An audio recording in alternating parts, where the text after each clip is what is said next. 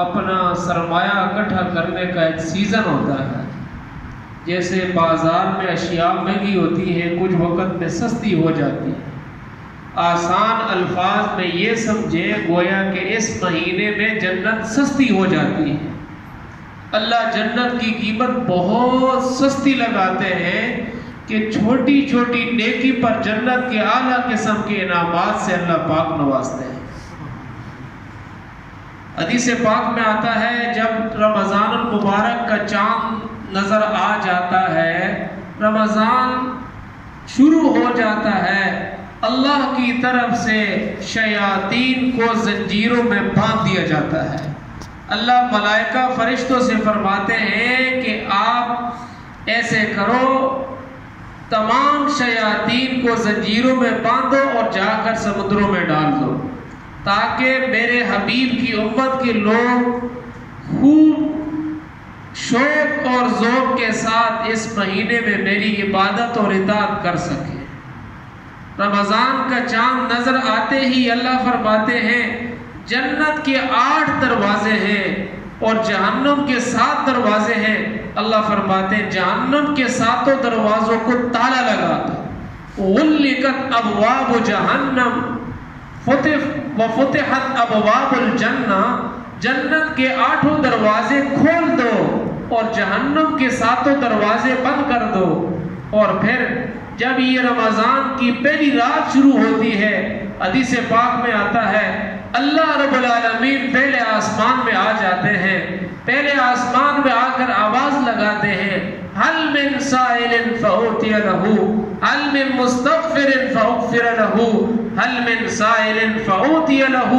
آؤ کائنات والو، تمہیں چاہیے تو میں دوں گا، تمہارا کام ہے مانگنا، میں رب ہوں میں دوں گا. تم مانگتے مانگتے تھک جاؤ گے، میں دیتے ہوئے نہیں تھکوں. اللہ ساری رات آواز لگاتے ہیں کوئی معافی مانگنے والا ہے جس کو میں معاف کروں. چنانچہ حدیث پاک میں آتا ہے جب رمضان شروع ہوتا ہے، افطاری کے وقت میں پہلے دن، افطاری کے وقت میں 30 دن ہوتے ہیں، ہر روز افطاری کے وقت میں 10 لاکھ آدمیوں کو جہنم سے آزاد کر دیا جاتا ہے. 10 لاکھ آدمی روزانہ جہنم سے آزاد ہوتے ہیں. ہم ہاتھ اٹھا کے دعا کریں کاش ہمارا نام بھی ان میں شامل ہو جائے. تو اس کے ساتھ حدیث پاک میں آتا ہے جب رمضان کا چاند نظر آتا ہے اللہ فرماتے ہیں نیکیوں کو بڑھا دو. ایک نیکی کا اجر 70 نیکیوں کے برابر لکھا جاتا ہے.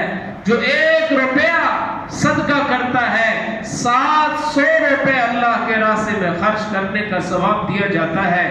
دوسری روایت میں آتا ہے پیارے آقا صلی اللہ علیہ وسلم نے فرمایا کوئی بندہ صبح روزہ رکھتا ہے، من ساما، جس آدمی نے روزہ رکھا کسی دن بھی، فرمایا حدیث پاک میں آتا ہے جب یہ بندہ صبح کو روزہ رکھتا ہے شام کو اللہ فرماتے ہیں اس کے پچھلے سارے گناہ معاف کر دو. سبحان اللہ.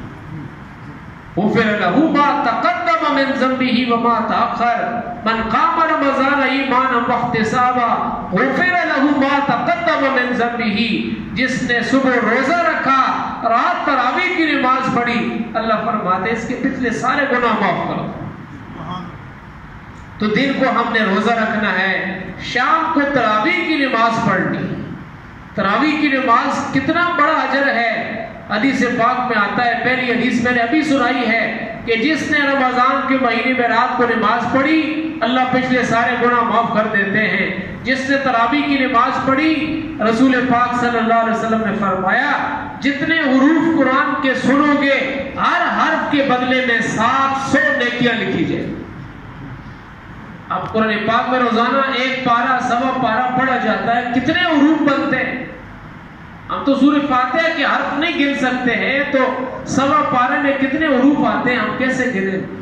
ہر حرف کے بدلے میں 700 نیکیاں اللہ کی طرف سے لکھی جاتی ہیں. اور ایک روایت میں آتا ہے تراویح کی نماز کے ہر سجدے کے بدلے میں 1500 نیکیاں لکھی جاتی ہیں. کتنی نیکیاں جی؟ ہر سجدے کے بدلے میں 1500 نیکیاں لکھی جاتی ہیں. 20 रकातें 40 सजदे हो गए, 40 सजदों में 60,000 नेकियां इंसान को मिलती है। अब रमजान का महीना है, 60,000 को 70 गुना के साथ ज़रब दो तो कितना बन जाता है।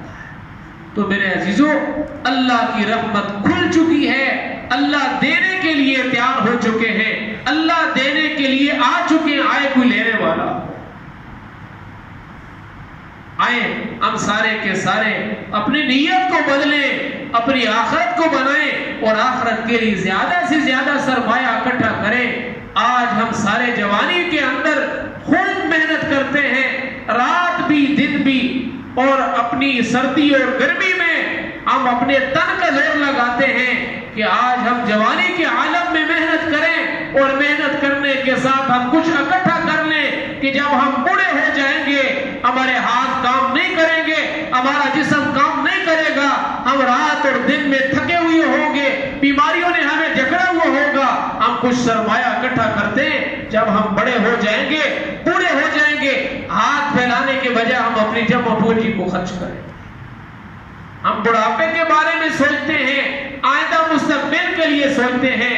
मेरे अजीजों, आओ 11 महीने दुनिया कमा कमा के थक गए, आओ 1 महीना अपनी कब्र को बनाएं। उस कब्र के गड्ढे की तैयारी करने के लिए अल्लाह ने ये महीना अता किया है, जिसके बारे में हदीस पाक में आता है, फरमाया अल कब्र रौज़तुम मिन रियाज़िल जन्ना और हुफ़रतुम मिन हुफ़रतिन नार। उस कब्र को मट्टी का गड्ढा ना समझो, ये आग का गड्ढा है या जन्नत के फूलों का गड्ढा है। अब हदीस पाक में आता है, हुआ कुल्ल यौमिन मुनादी हुआ युनादी, हर दिन में एक मुनादी, एक आवाज देने वाला आवाज देता है, और ये जमीन ये भी पुकारती है, ए मेरी पीठ पे चलने वाले इंसानों, सुन लो, गौर से सुन लो, अना बैतुत तुराब, अना बैतुल वहशा, अना बैतुद दूध, अना बैतुल ज़ुलमात, अना बैतुन नार, अना बैतुल वहशा। ए मेरी पीठ पे चलने वाला इंसान, गौर से चल, संभल के चल, एक दिन तूने मेरे अंदर आना है। सुन ले, मैं क्या हूं, मैं मट्टी नहीं हूं, मैं क्या हूं, मैं कीड़े का घर हूं, मैं सांपों का घर हूं, मैं बिच्छुओं का घर हूं, मैं तन्हाई का घर हूं,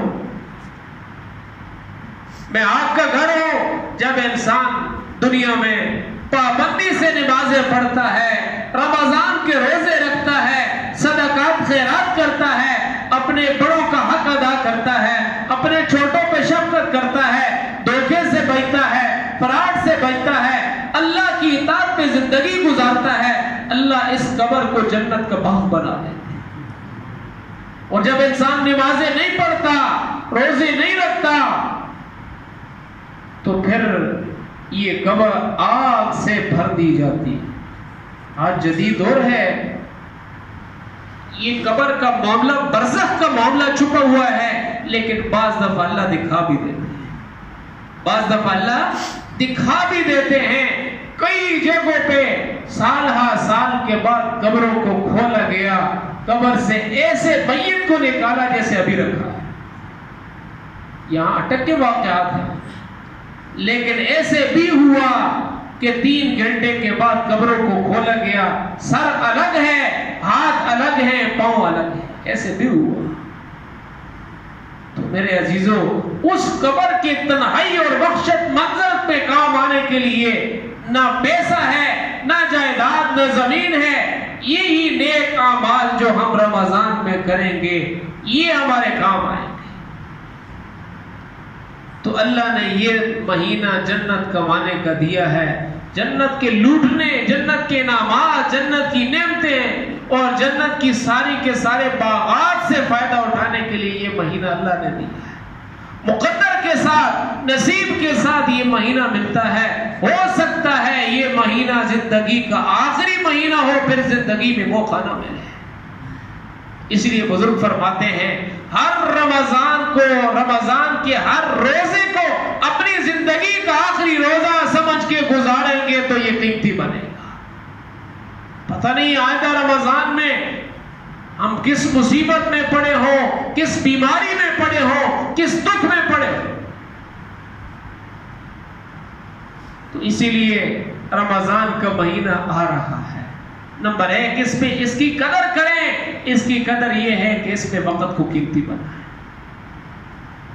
اپنے تنہائی کے لیے، اس قبر کے وحشت منظر کے لیے اپنے نیک اعمال کو کریں.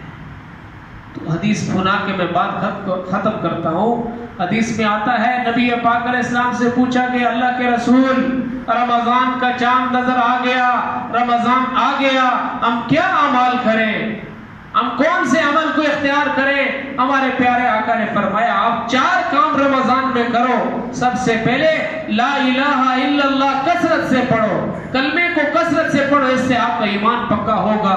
نمبر 2 استغفار، آپ اللہ سے بخشش مانگو، اللہ سے معافی مانگو، استغفار پڑھو. نمبر 3 آپ جنت کا سوال کرو، اسألک الجنہ، اور جہنم سے پناہ مانگو، اعوذ بک من النار. یہ دعا نبی پاک علیہ السلام سکھائی ہے. لا الہ الا اللہ استغفر اللہ اسألک الجنہ واعوذ بک من النار. ہمارے نبی نے فرمایا یہ دعا کثرت سے پڑھو. لا الہ الا اللہ استغفر اللہ اسألک الجنہ واعوذ بک من النار. اللہم اعنا علی ذکرک وشکرک وحسن عبادتک. یہ دعا پڑھنے سے اللہ کے نبی کی تمام دعائیں اس میں آ جاتی. جو دعا بھی یاد ہو جس زبان میں پڑھیں گے اللہ سنے گا، اللہ پورا کرے گا، اللہ قبول کرے گا. تو سارے بھائیوں سے گزارش ہے رمضان کی گھڑیوں کو ہم ضائع نہ کریں، اس کو قیمتی بنائیں. حدیث پاک میں آتا ہے جس آدمی نے 1 روزہ بھی زندگی میں چھوڑ دیا، جان بوجھ کے چھوڑ دیا، اگر ساری عمر روزے رکھتے رہے، روزہ رکھتے رہے، اس کے ثواب کو نہیں پا سکتا. اب حدیث میں عمر کا ذکر نہیں ہے، اس میں بھی ایک نقطہ ہے. نقطہ یہ ہے کہ زیادہ سے زیادہ آدمی کی عمر 70 سال ہے. اگر اس بندے کو 1000 سال بھی عمر دے دی جائے، 1000 سال مسلسل روزہ رکھتا رہے، پورے سال کے 12 مہینے، 120 مہینے یہ روزے رکھے، اس کے باوجود بھی اس ایک روزے کے ثواب کو نہیں پہنچ سکتا جو رمضان کا نکل. تو غفلت کی حالت میں جو روزے نہیں رکھے اس پہ ہم توبہ کریں. اور کل آ رہا ہے، آج اگر ہم دنیا میں پیاس کو برداشت کریں گے اللہ قبر اور جہنم کی پیاس سے ہم سب کو بچائے گا. آج دنیا میں بھوک کو برداشت کریں گے اللہ کو راضی کرنے کے لیے اللہ جہنم کی بھوک سے بچائے گا. آج اگر ہم دنیا میں تھوڑے سے ٹائم کے لیے 12-13 گھنٹے کے لیے اللہ کو راضی کرنے کے لیے نظر کی حفاظت کریں گے، کان کی حفاظت کریں گے، زبان کی حفاظت کریں گے، اپنے پیٹ میں حرام لقمہ ڈالنے سے اللہ کو راضی کرنے کے لیے حفاظت کریں گے، جب شام کا وقت ہوگا اللہ ہمیں دیکھ کر فرشتوں پہ فخر کریں گے، دیکھو میرا بندہ، میری بندی مجھے راضی کرنے کے لیے بھوک کو برداشت کر رہا ہے، پیاس کو برداشت کر رہا ہے. اللہ پاک ہم سب کو ان ساری باتوں پر عمل کرنے کی توفیق نصیب فرمائے. وآخر دعوانا ان الحمدللہ رب العالمین. سنتے پڑھ لیں، ان سے پہلے ایک چھوٹی سی بات کرنی ہے. ایسے ہے کہ ہمارے جو ضلعی انتظامیہ وہ ہماری خیرخواہ ہے، یعنی ہم اپنے علماء کے پیچھے چلیں، لیکن جو چیزیں دنیا دار الاسباب ہے، اسباب کے دائرے میں ہم پوری احتیاط کریں. یعنی مسجد میں آئیں نماز پڑھنے کے لیے، لیکن ہاتھ وغیرہ دھو کر آئیں، دعا پڑھ کے. دیکھو ساری دعائیں سب کو نہیں آتی ہیں. بسم اللہ الذی لا یضر مع اسمہ شیء فی الارض ولا فی السماء وہو السمیع العلیم.